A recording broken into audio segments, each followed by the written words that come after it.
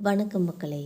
நாளை பொதுக்குழு கூட்டம், 10,000 பேருக்கு அசைவ விருந்து தடபுடல் ஏற்பாடு. இந்த தகவலை பற்றி இந்த தொகுப்பில் பார்க்கலாம் வாங்க. அதிமுக பொதுக்குழு கூட்டம் எடப்பாடி பழனிசாமி அவர்கள் தலைமையில் சென்னையில் நாளை நடைபெற உள்ளது. இதில் கூட்டணி உள்ளிட்ட முக்கிய தீர்மானங்கள் நிறைவேற்றப்படும் என எதிர்பார்க்கப்படுகிறது.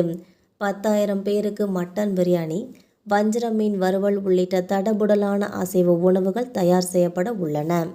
தமிழக சட்டசபை தேர்தல் நெருங்கி வரும் நிலையில் சென்னை வானகரத்தில் உள்ள தனியார் மண்டபத்தில் அதிமுக பொதுக்குழு மற்றும் செயற்குழு கூட்டம் நாளை டிசம்பர் 10 நடைபெற உள்ளது.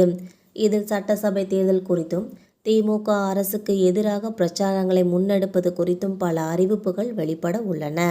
இது தொடர்பாக முக்கிய தீர்மானங்களும் நிறைவேற்றப்பட இருப்பதாக தெரிகிறது. அதேபோல அதிமுக ஒருங்கிணைப்பு கோரிக்கை குறித்தும் ஓபிஎஸ், செங்கோட்டையன் உள்ளிட்டோர் குறித்தும் பேசப்படலாம் என கூறப்படுகிறது.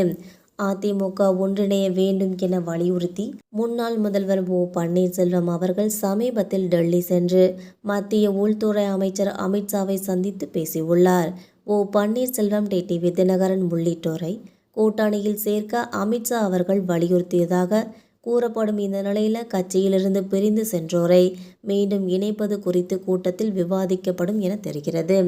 ஏற்கனவே அதிமுகவில் இருந்து நீக்கப்பட்டுள்ள ஓ பன்னீர்செல்வம், சசிகலா மற்றும் டிடிவி தினகரனை மீண்டும் சேர்க்க வேண்டும் என்ற கோரிக்கை வைத்த முன்னாள் அமைச்சர் செங்கோட்டையன் அவர்கள் அதிமுகவில் இருந்து அதிரடியாக நீக்கப்பட்டார். அவர் தற்போது விஜய் தலைமையிலான தமிழக வெற்றி கழகத்தில் பயணிக்க தொடங்கியுள்ளார். இந்த நிலையில் செங்கோட்டையனின் சொந்த தொகுதியான கோபிச்செட்டிப்பாளையத்தில் தனது பலத்தை நிரூபிப்பதற்காக சமீபத்தில் எடப்பாடி பழனிசாமி பிரம்மாண்ட கூட்டத்தை நடத்தியும் காட்டினார். இந்த நிலையில்தான் நாளை பொதுக்குழு கூட்டம் சென்னையில் நடைபெற உள்ளது. சென்னை வானகரத்தில் உள்ள தனியார் மண்டபத்தில் நாளை அதிமுக செயற்குழு பொதுக்குழு கூட்டம் நடைபெற உள்ள இந்த நிலையில் 10,000 பேருக்கு மட்டன் பிரியாணி, வஜ்ரம் மீன் வறுவல் உள்ளிட்ட தடபுடலான அசைவ உணவுகள் தயார் செய்யப்பட உள்ளன. 2,500க்கும் மேற்பட்ட செயற்குழு பொதுக்குழு உறுப்பினர்கள் பங்கேற்க உள்ளனர் என்பது குறிப்பிடத்தக்கது. மேலும் இதில் சட்டசபை தேர்தல் குறித்தும் திமுக அரசுக்கு எதிராக பிரச்சாரங்களை முன்னெடுத்து வைப்பது குறித்தும் பல அறிவிப்புகள் வெளியிடப்பட உள்ளன. இது தொடர்பாக முக்கிய தீர்மானங்களும் நிறைவேற்றப்பட இருப்பதாக தெரிகிறதுனே சொல்லலாம்.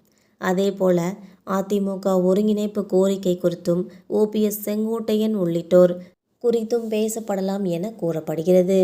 மக்களை, நம்ம போகிற இந்த தகவல்கள் உங்களுக்கு பயனுள்ளதாக அமைஞ்சால் மறக்காமல் நம்ம சேனலை சப்ஸ்கிரைப் பண்ணி பெல் ஐகானை கிளிக் பண்ணி வச்சுக்கோங்க. அப்போ தான் நம்ம போகிற இந்த மாதிரி டெய்லி பயனுள்ள தகவல்கள் உடனுக்குடன் நோட்டிஃபிகேஷனாக உங்களை வந்து சேரும். தேங்க்யூ.